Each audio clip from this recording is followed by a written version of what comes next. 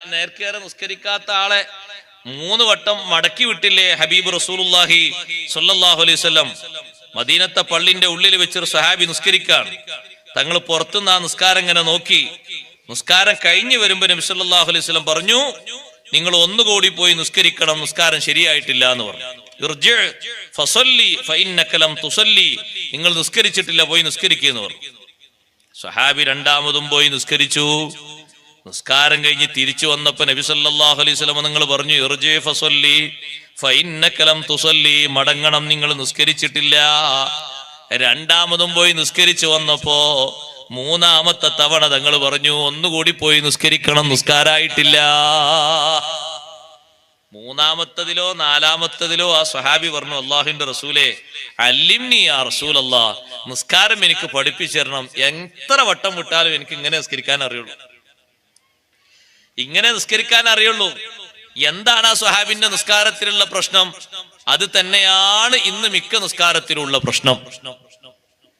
അതാ ഞാൻ നേരത്തെ പറഞ്ഞ ആ നിസ്കാരത്തിലുള്ള കളവ്, നിസ്കാരത്തിലുള്ള മോഷണം. അതാണ് നബി സല്ലല്ലാഹു അലൈഹി വസല്ലം നിങ്ങൾ നിസ്കാരം കൊണ്ട് ശരിക്കും പറഞ്ഞു കൊടുത്തു. ആദ്യമായി നിസ്കരിക്കാൻ ഉദ്ദേശിച്ചാൽ ഫാസ്ബിഗിൽ വുളൂ, വുളൂ പൂർണ്ണമായി എടുക്കണം. വുളൂ പൂർണ്ണമായി എടുക്കുമ്പോഴേ നിസ്കാരത്തിൽ അതിനുള്ള ഭക്തി ഉണ്ടാവുള്ളൂ. പൂർണ്ണമായിട്ട് വുളൂ എടുക്കണം. വുളൂയിൽ 2 സ്ഥലത്താണ് പ്രധാനമായിട്ടും ചൊല്ലാൻ ദിക്റുള്ളത്.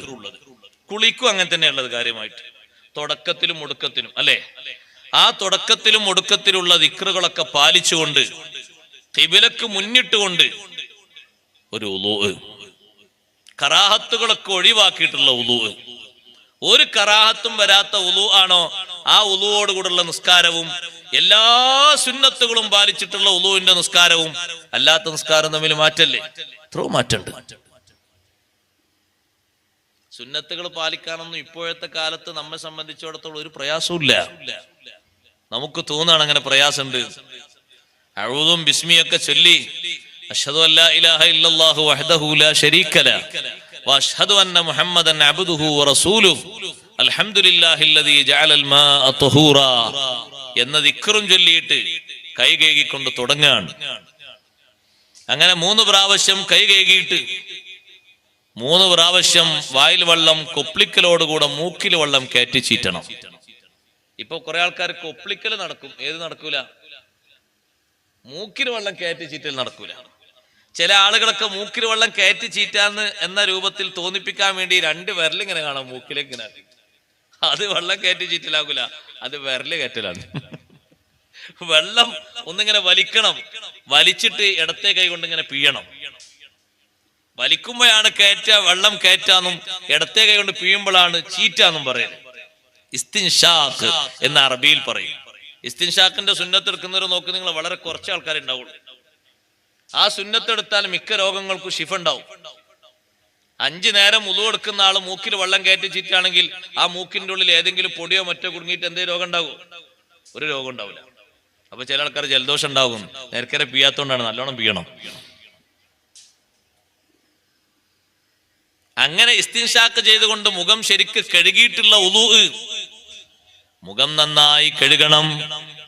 മുഖം കഴുകുമ്പോൾ തന്നെ സഹോദരങ്ങളെ, മുഖത്തിന്റെ അതിർത്തി മുടി മുളക്കുന്ന സ്ഥലം എന്നാണ് പറഞ്ഞിരിക്കുന്നത്. പക്ഷേ മുടി മുളക്കുന്ന സ്ഥലത്തിന്റെ കുറച്ചുകൂടി അപ്പുറത്തുനിന്ന് കഴുകിയെങ്കിലേ മുടി മുളച്ച സ്ഥലം കഴുകിയതാകൂ.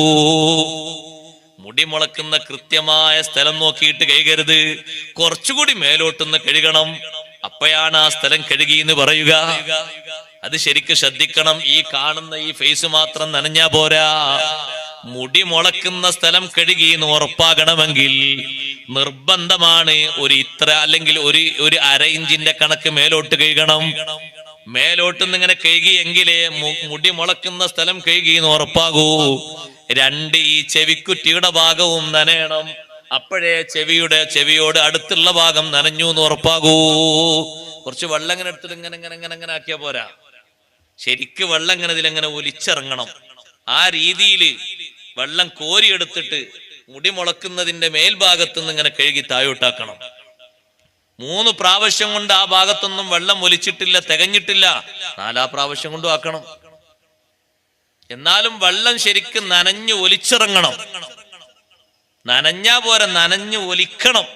ഒലിക്കൽ ഷർത്താണ്. കഴുകപ്പെടുന്ന അവയവങ്ങളുടെ വെള്ളം ഒലിച്ചിറങ്ങണം. നനഞ്ഞാ പോരാ. മുഖത്തിന്റെ ഭാഗത്ത് നെറ്റിയൊക്കെ നനഞ്ഞു എന്നായാൽ പോരാ, ഒലിച്ചിറങ്ങണം. അത് തന്നെ നോക്ക് നിങ്ങൾ.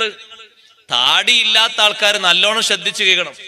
താടിയുള്ള ആൾക്കാർക്ക് കുറഞ്ഞ ഭാഗം കഴുകിയാൽ മതി. അതൊരു ഭാഗ്യമാണ്. നാളെ മുതൽ താടി വെച്ചോളൂ. താടിയുള്ള ആൾക്കാർ ഇപ്പൊ ഈ താടിന്റെ ഉൾഭാഗം കഴുകൽ നിർബന്ധമല്ല.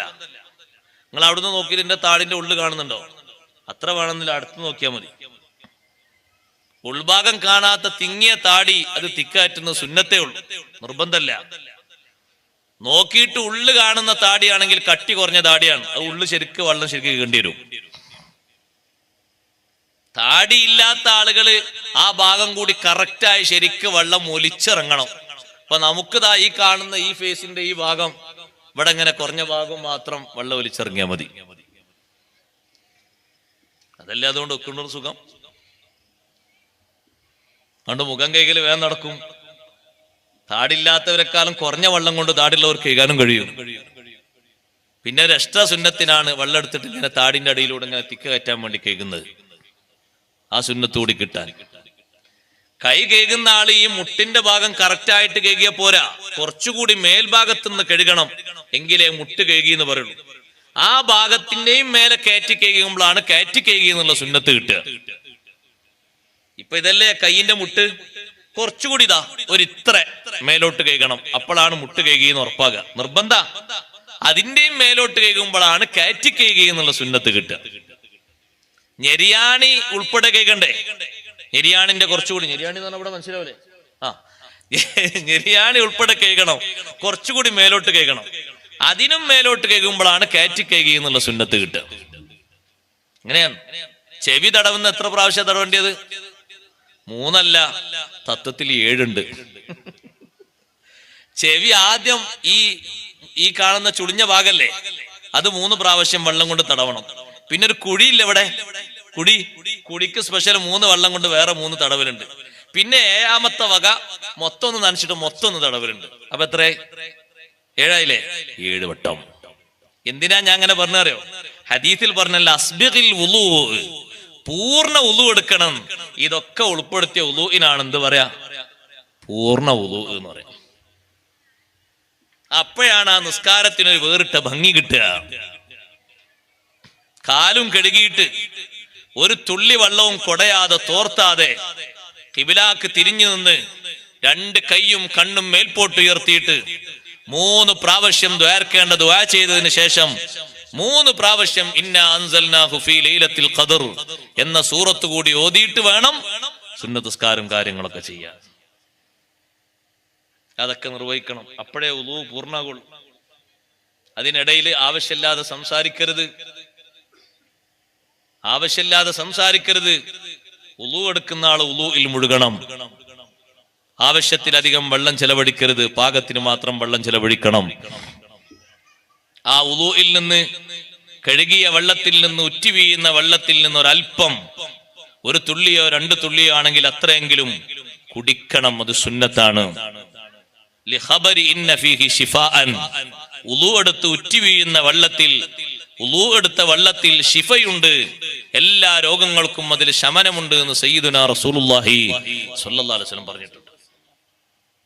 കാരണം ഒരു ഇബാദത്ത് എടുത്ത വെള്ളല്ലേ, അതിന് മഹത്വം വേറുണ്ട് അല്ലേ? കാലിന്റെ അടിയിൽ നിന്ന് പൊട്ടിയൊഴുകിയ വെള്ളമല്ലേ സംസം അല്ലേ? കാലിട്ടടിച്ചിട്ട് ഇസ്മായിൽ അലൈഹി സ്വലാത്തു വസ്സലാമിന്റെ കാലടിയിൽ നിന്ന് ജിബ്രീൽ അലൈഹിസ്സലാമിന്റെ ചിറക് കൊണ്ട് മാന്തിയെടുത്തിട്ട് അവിടെ പൊട്ടിയ നീരുറവയാണ് മാഉ സംസം. കാലിട്ടടിച്ചിട്ട് വന്ന വെള്ളം, അതിനെത്ര മഹത്വമുണ്ട്, എത്ര ശ്രേഷ്ഠത ഉണ്ട്, എത്ര ബഹുമാനുണ്ട്, പറഞ്ഞാ തീരാത്ത ബഹുമാനുണ്ട്. വുളൂഇന്റെ വെള്ളത്തിനുണ്ട് അത്രയും വലിയ ബഹുമാനം. അങ്ങനെ പൂർണ്ണമായിട്ട് നീ വുളൂ